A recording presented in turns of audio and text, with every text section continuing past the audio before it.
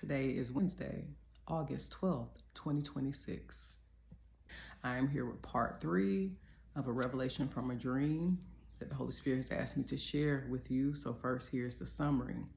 I was with a loved one navigating an event. We received swag bags with free books in them. The loved one and I were walking around and we became separated from our bags at one point. When we returned to get them, they were compiled with a bunch of other bags on the floor near a wall behind a large podium in this medium-sized hotel conference room. I asked my loved one to please give me identifying information about the bags so I could attempt to locate ours without rummaging through them all, and she refused to help me. She was clearly agitated. Eventually, I located our specific bags. In the dream, I knew 2 ladies who were working at a booth inside this event, and they were like walking around back and forth carrying things. There was one who I seemed to know in real life, and the other in the dream was new to me in the dream. The new individual and I discussed catching up with each other soon. I feel as though also a distant cousin-in-law was present celebrating a birthday. And this is a slightly different scene in the dream.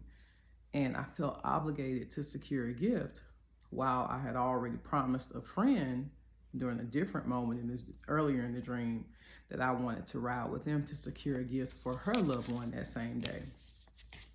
Next scene, I was driving a vehicle with a maternal senior citizen, seemingly wise, and she was in the passenger seat in the front, and she was attempting to direct my path, yet I was slow to listen. Because of this, I drove us into oncoming traffic on an unconventional road which had a fork in it in a wooded area with a swampish look. Eventually, I listened and attempted to turn around dangerously, and the guide proposed that I continue to drive because there would be a safer way to turn around up ahead. I then course corrected. During another portion of the dream, I was approached by a math teacher who was confronting me about incomplete math worksheets, elementary level, with several steps that one would typically opt to use a calculator for instead, but by hand was being requested.